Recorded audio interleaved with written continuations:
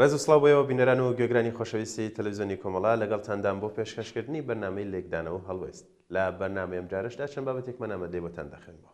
بابەت یەکەممان بەناونیشانی گلەی بێ کە لەلایەن دکتۆر محەممەد عەلیەوە ئامادەکراوە. بە چەند خاڵێک باز لە دوورگەی ئێپستۆن دەکات. یەکەم، جێفری ئێپستۆن گومانی پەیوەندیەکی نزیکی لێ دەکرێت لەگەڵ سێخۆڕێکی دەستگای موسادی ئیسرائیلی خاوەنی تەونی پەیوەندیەکی فراوان لەگەڵ چین و توێژە جیاوازەکاندا لە ڕێگای تۆڕێکی بەرفراوانی ناوخۆی و هەرێمی و نێودەوڵەتیەوە. بە پشتیوانیەکی مادی و تەکنەلۆژی فراوان سەرقاڵی سازدانی ئاهەنگ و پەیوەندی سێکسی بووە لەگەڵ منداڵ و کیژۆڵی هەرزەکار بۆ سیاسی و کەسە نێودارەکان وەک تاڵەیەک تەبکە بۆ تێوەگلانی نوخبەی جیاواز بە تایبەتی سیاسیەکان. دووەم، ئایا ڕەوایە ڕەفتاری نەگریسی سیخوڕی نەخۆشێکی منداڵباز و ترەمپێکی بێپرنسیب و بێپەروەردە و کەمینێک ببێتە بیانوو بۆ ئەوەی پەلاماری 349 ملیۆن لە دانیشتوانی ئامریکا 453 ملیۆن دانیشتوانی یەکێتی ئەوروپا بدەیت بەڕەهایی، تەواوی ئەو مێژ و شارستانیەتە سفر بکەیتەوە کە ئەو شارستانیەتە دێت پەردە لەسەر ڕێی ڕەشی تاوانباران هەڵدەماڵێت، ڕاپێکی هۆبەی دادگاکانیان دەکات. ئەم حکومە گشتگیر و ڕەهایانە لە هەردوو بەرەی چەپەکان و ئیسلامیەکانەوە باشکرا پەخشکران بەبێ ئاماژەدان بەو سیستەمە یاسایی ئەم سکانداڵە مێژوویە بۆ ئاشکرای کردین. سێەم، ئایا ڕەوایە بەهۆی کارە قێزەونەکانی کەمینەیەک وەک داعش و بۆکۆ حەرام لە نایجیریا دەیان منداڵی قوتابخانەیان کە فڕاندووە لە وڵاتە ڕەوایەتی بدرێت بە پەلاماری 2 ملیار موسڵمان تەواوی مێژوو شارستانیەتی ئیسلامی بەڕەهایی سفر بکرێتەوە؟ خاڵێکی تر واتە خاڵی چوارەم، ئەگەر کەمینەیەکی ڕیسپەڕ و نام و بە بەهاچینیەکان کردەیەکی قێزەون ئەنجام بدەن، ئایا ڕەوایە کەسێکی ڕەوش ئاوایی پەلاماری 1.5 ملیار لە دانیشتوانی چین بدات تەواوی پاشخانی ئەو شارستانیەتە گەورەیە لە ڕابردووە ئێستا بێ ئەرزش بکات؟ بەتایبەت لە ڕووی ئابووریەوە کە چین ڕۆڵی باڵای گێڕاوە لە بەرەودان بە تەکنۆلۆژیای سەردەم، کرانەوەی دەرگای بازاڕەکانی بەرەو ڕووی بازاڕە جیهانیەکان، تەناهیکردنی ڕایەڵە بازرگانیەکان لە ئاستی نێونەتەوەییدا. و پێنجەم، شارستانیەتی ڕۆژئاوا ئەزموونێکی مرۆیی و پاکژ و بێگرفت نییە، دەیان ڕەخنەی لەسرە. ئەمریکا و ئەوروپا هیچیان نەکردبێ خاوەن دەستگا سیستەمی لێپرسینەوە و سزادانن وەک لە ڕابردوو دیمان و دەشی بینین کە زۆر بەیەوانەی لەم کارە قێزەونە تێوەگلاون سزای یاسایی و سیاسی دەدرێن. ئەدی چما لێرە؟ ئەو وڵاتانەی کە ئەو برادرانە شەنازی پێوە دەکەن کامە سیستەم و پێوەدەنگیەک هەیە کە بتوانرێت سزای گروپێکی لەو بابەتەی پێ بدەن گلەی بێ کە بەتەنە بابەتەکە لە بەستێنی سایەقی خۆی دەرهێنان. بەرگی ئایدۆلۆژیا و ئاینیتان بەسەریدا کرد، نالۆژیکیانە پەلاماری ئەمریکا و ئەوروپاتەندا. لە کاتێکدا سەرزەمینی ئەو وڵاتانە بوونەتە مەنزڵگەیەکی ژیانی ئارام، دەستخستنی بژێوی و پەرستنی کەرامەتی سەدان موسڵمان و هەڵگرانی ئایدیای چەپ و دەیان کەمینەی ستەملێکرا و چەوساوە لە شوێنە جیاوازەکانی دنیا.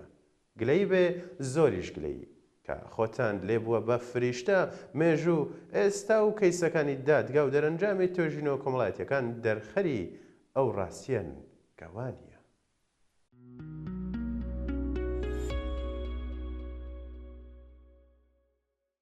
بابەتێکی ترمان بەناونیشانی ئیخوان و دیوە شاراوەکەی جێفری ئێپستین کە لەلایەن شوان هەمەوە ئامادەکراوە.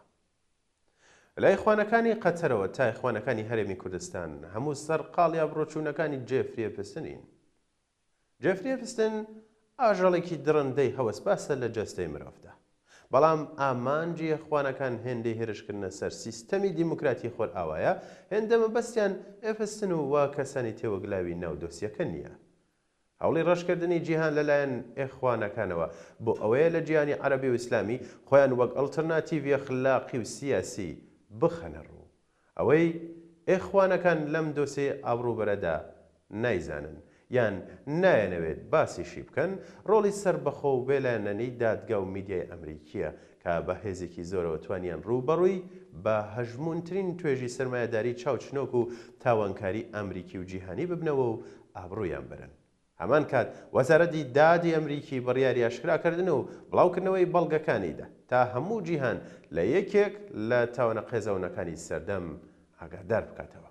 ئەو کەسانش لە دۆسیەکە تێوەگلان ئەمریکی نین لە ئێستادا لە وڵاتەکانی خۆیان لە خۆرئاوا لە سەراستی میدیا و دادگا لێپرسینەوە و لێکۆڵینەوەیان لەگەڵ دەکرێت. جێفری ئەپستن ساڵی 2005 لەلایەن پۆلیسەوە لێکۆڵینەوەی لەگەڵ کراوە. ساڵی 2008ش بە تۆمەتی منداڵبازی 18 مانگ زیندانی کراوە. ساڵی 2009 لەلایەن پۆلیسی فیدراڵەوە دەستگیر کراوە و ئەم جارە بەهۆی بەڵگە زۆرەکانی پۆلیسەوە هیچ دەرفەتێکی دەرباز بوون لە یاسای بۆ نەماوەتەوە.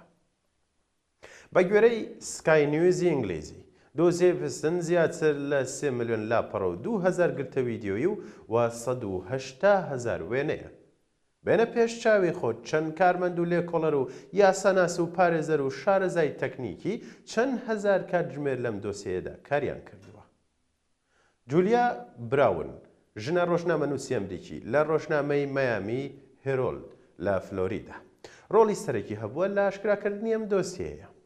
جولیا خان تەمەنی 65 ساڵە کتێبێکی لەبارەی تاوانەکانی جێفری ئەپستن نووسیوە و ناوی لادان لە دادپەروەریە.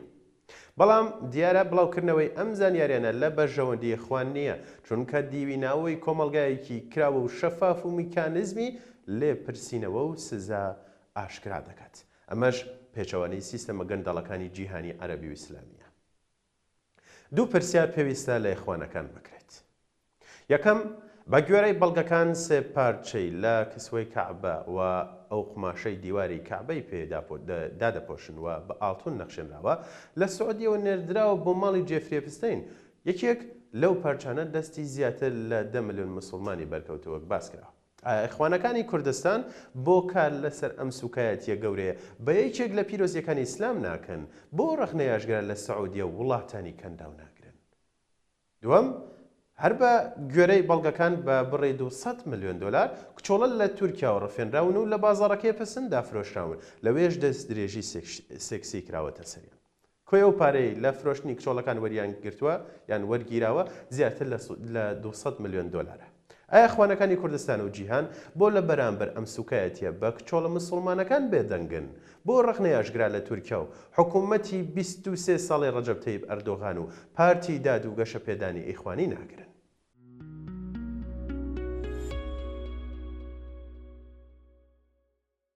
بابەتێکی ترمان بە ناونیشانی کۆتایی مێژوویان سکانداڵی ماسۆنیەت کە لەلایەن دکتۆر ئەمیر حسێنەوە ئامادەکراوە. دوای بڵاوبوونەوەی دۆکۆمنتە ئاوڕوبەرەکانی دوورگەی شەیتان ئێپستین تەنها وەک سێبەرێکی ڕەزاگران شوێن هاوبەشەکانی ناکەوێت بەڵکو بە هەموو هێزیەوە مۆرێکی تۆخی شەرمەزاری لە ناوچەوانی ماسۆنیەت و کۆی گشتی سیستەمی جیهانی قایم دەکات. سیستەمێک فۆکۆ بە کۆتایی مێژوو ناونیشانی بەبەردا کرد. بەڵام پێدەچێت کۆتاییەکی زۆر تراژیدی و ئابڕووبەرانە بێت ئەوە تا هەموو جڕ و جانەوەرەکان بێرەدا تێپەڕین. شازادەکان، پادشاکان، سەرۆکەکان، ملیاردێرەکان، سیاسی و بازرگان و زانا و داناکان، تەنانەت زۆربەی ئایکۆنەکانی ئەم سەردەما لەژێر خۆری ئەم دوورگەی ماسکەکانیان فڕێدا و لەگەڵ مانگی شەوە تاریکان گوستە چاوەکانی دڕندەییدا چوونە قۆزاقی دۆخە شەیتانیەکەی هۆبست لە خاویان لەسەر هەڵگیرا و بوونەوە گورگە برسیەکەی پارە و دەسەڵات و شەهوەت جارێکی تر. بەڵام لە فۆرمێکی ناخلاقی باڵادا هاوپەیمانی نێوان پارە و کورسی و جەستەی چەند کیژۆڵەیەکیان وەک تایتڵی ئەم سەدەیە ڕاگەیاند. پێم وانییە هیچ سکانداڵێکی ئابڕووبەرانە لەم سەدەیەدا ئەوەندەی دوورگەی شەیتانەکانی ئێپستین ئابڕووبەرانە بێت چونکە ئەمە حیکایەتی سەرمایەداریەکی ناخۆشیان لادەر و بێ ئەخلاقێک نییە بەڵکو ئەمە دیوە سروشتێت دزێوە ناشینیەکەی دەستە بژێرێکە دەستیان بەسەر جیهاندا گرتووە بە ناوی حکوومەتی جیهانی. دەستە بژێرێک هێشتا بانگەشە دەکات گوایە وانەی ئەخلاق و دادپەروەری و مافی مرۆڤ بە دنیا بڵاو دەکاتەوە. 3 ملیۆن لاپەڕە بەڕاست ئەوە تۆمار و بەڵگەنامەی تاوانێک نییە بە چەندە بەڵکوە شیفی بەڵگەی تاوانی سەدەیەکە یان خەجاڵەتی کۆی گردوونە بە سەرجەم مانگ و ئەستێرەکانیشیەوە. لێرەوە کاتێک ئەم دەستە بژێرە وەک دەوڵەتی قوڵی گردوونی دەچنە نێو سەودا و مامەڵەی کڕینی جەستەی کیژۆڵەی کێرزەکارە کەم ئەندام لە تاریکیدا و سەرجەمدام و دەستگاکانی هەواڵگیری و یاسایی لە پێناو شاردنەوەی تاوانەکەیان لە کار دەخەن ئیتر ماناکانی مرۆڤ یان مانەکانی مرۆڤ بوون دەکەوێتە ژێر پرسیارێکی وجودی و ئەخلاقیەوە. تێدەگەی ئەو دوورگە شەیتانیەی دەستە بژێری جڕوجانەوەرەکانی جیهان شەوانیان تێدا بەسەر دەبرد لە پێناو هێڵکاری بۆ ئایندا یان دیاریکردنی قەدەرێکی باشتر بۆ مرۆڤایەتی نەبووە، بەڵکو تەنها وەڵاکردنی ڕووە ڕاستەقینەکەی ئەو دەعبەیانە بووە لە بەردەم چەند هەرزەکارێکی کەم ئەندام و کۆمەڵێک لەشفرۆشی. بۆیە کاتێک سەری منهۆڵی زێرابەکەی پستن هەڵدرایەوە تێگەیشتین بەدبەختی تەنیا ئەوە نییە فرامۆشکراوێکی هەژار و بێنەوای تۆمار نەکراوبی لەسەر کۆتایی شەقامێکی مێژووی نێو لیبرالیزمدا، بەڵکو بەدبەختی و ئەو ڕەزیلیەتە لەوە زیاتر ئەوەشە کە لە دڵی سیستەمێکدا شوێن پێت هەبێت ئەم دەستە بژێرە سەرسەریە بەڕێوەی برن. لە کاتێکدا بە تەنها لە وڵاتێکی وەکو سوید نزیکەی 250,000 دوورگە هەیە. بهێنە بەرچاوی خۆت دەبێت چەند دوورگەی پەناوپەسێوی تر و هاوشێوەی دوورگەیە پستن بوو بێتە بازاڕی کڕین و فرۆشتن و خوێن و مژینی هەرزە و کەم ئەندامان یان دیاردەی نامۆی نائەخلاقی و نامرۆیی لەسەر ئەم هەسارەی ئێمە. لە کاتێکدا خواستی ئەم دەستە بژێرە ماسۆنیە بۆ پارە و خوێن و سێکس و دەسەڵات بێ دواییکی و نەبراوەیە.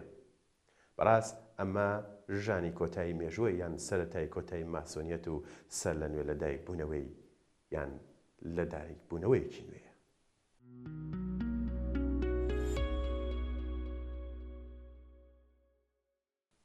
ئاسایشی جیهان لە بەردەم ترسناکی پوچی ترامپیزمدا. ئەم بابەتە لەلایەن سیروان حەمەڕەشی دەوامە دەکراوە.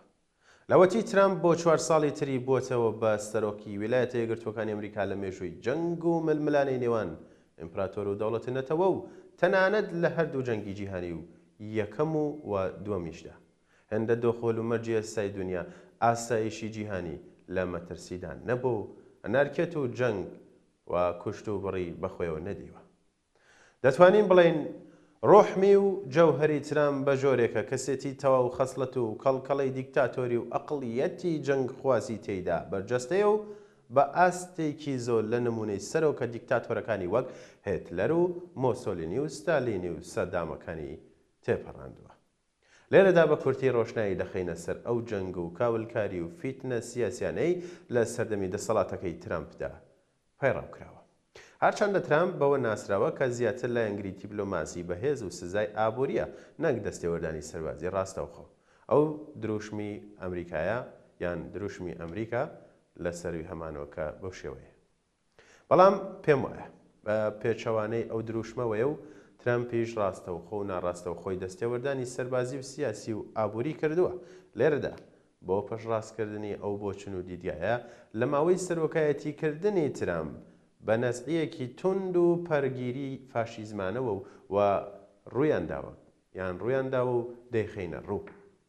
جەنگی ئیسرائیل و خەزە و ئیسرائیل و ئێران، قۆسنەوەی و ئیحتیواکردنی جەنگی ڕووسیا و ئوکرانیا و هەوڵی نانەوەی جەنگ و فیتنە و ئاژاوە لە نێوان چین و تایوان و ڕۆڵبینین وەکو شەیتانی سیاسی و ڕەزیلەتگەرا لە نێوان هەردوو دەوڵەتی سعودی و ئیمارات و دەست بەدابوون لە پشکنە لە ڕۆژئاوای کوردستان و هەماهەنگی و پشتیوانیکردنی لۆجستی و مادی لە دەسەڵاتی تێرۆریستەکەی ئەحمەد شەرعی بەرامبەر بە کورد و پیلانگێڕی و هێرش و پەلامەردانی و هەڵگیرسانی جەنگێکی نابرابەر لە دژی ڕۆژئاوادا. ترامپ هێشتا لە گۆشەنیگای سەرمایە و ڕەهەندی ئابووریە، دەڕوانێتە دنیای سیاسەت و هێز و ململانی نێودەوڵەتیەکان و لە ناوخۆدا. سایکۆپاتی ترامپ برێتیە لە نێرجستێتی ڕوت و دامەڕاو لە ئەخلاقی سیاسی و کەسی.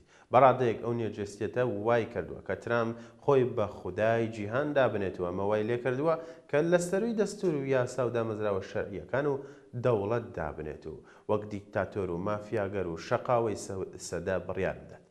گەردی قەت لە کردار و ڕەفتاری کەسی ترامپ بدەین، شەهوەت بازی، سەرمایە و سێکس باسی، چۆن کۆنتترۆلی ئەقلیەت و سیاست و بڕیارەکانی کردووە، دۆسیایی فەسیحە و ئەبڕوبەرانەی جێفرێ پستنیش ئەرگۆمنتێکی تەواو سەربەندراوە. بێگومان دیمەنی ڕووداوەکانی دوورگەی لیتل سینت جێمز بوو، تەواو ناخلاقی و نائینسانی و قێزەونە و ئێجارمەترسیدارە. مرۆڤ ئەخلاقمەند و ویژدان زێندە و ناتوانێت نەگوێبیستی چیرۆک و ڕووداوەکانی بێت و نەسەری دیمەنەکانیش بکات. سەرڕای ئەوەی ئەمریکا داهێنەر و پێشەنگە لە پەرەسەندنی سیاسی و کەلتوری دیموکراسی و کرانەوەی جڤات و کۆمەڵگاکاندا. بۆیە ئەمە بەو مانایە نییە کۆی مێژووی یان کۆی مێژووی سیاسی ئەمریکا و ئەوروپا بخەینە گۆشێ و تاوانکاریانەی دوورگەی لیتل سینتن جەیمس. لەگەڵ ئەوەشدا گومانی تێدا نییە ئەو فەسیحەیە پرۆسەی سیاسی و لیبرالیزم و دیموکراسی مافێنسەنیەکان لە ئەمریکای ترامپیزمدا خستووەتە بەردەم چەندان پرسیار و گومان و هەڵوێستی جیاوازەوە. ڕاستەم بابەتە لە میدیا و سۆشیال میدیای جیهانیدا بۆتە گەرمترین و بەرفراوانترین کەرەستە و باست و خواستی ڕۆژنامەوانی، بەڵام هێشتا لەسەر ئاسی ڕوبەڕووی گشتی و ناڕزایەتی شەقام و جەماوەری ئەمریکی و ئەوروپیدا سارد و سڕە. وا پێویستی دەکرد لەسەر ئاستی جیهان تەواوی کۆمەڵگە و دەوڵەتان تووڕێی و ناڕزایەتیە جەماوەریەکان بۆ ڕیسواییکردن و دادگایکردنی بکەرانی ڕووداوە شەرم هێنەرەکەی لیتل سینت جەیمس لە ئێستادا زۆر گەرم و گوڕ بێت و بکەرەکانی لە قەفەزی دادگە و لێپرسینەوەدا بوونەیە. نووسەری دیاری میسری زەکەریا ئیبراهیم لەسەر کەسێتی خودئەڤینی و شێوازی سیاسەتکردنی ترامپ دەڵێت ڕەنگە ترامپ وەک نیشانەیەکی و سەردەمە ببینین کە تێیدا هێزی مادی و سەرمایهداری دەبنە پێوەری سەرەکی بۆ بەڕێوەبردننی مرۆڤایەتی. ئەمەش مەترسیە بۆ سەر شکۆی مرۆڤ. بە زمانێکی سادە و ڕوون و ترامپیزم بۆتە گەورەترین مەترسی و پەیڕەوکەری سیاسەتی وەحشیگەری لە سەرکۆی ئاسایشی جیهانی و مرۆڤایەتی و بە پوچکردنی دنیای سیاسەت و ململانەی دروست و ڕێسا و یاسا نێودەوڵەتیەکان. دوجار لەمڕۆدا ئاسایشی جیهان و مرۆڤون لە بەردەم گەورەترین مەترسی ترامپیزمدا.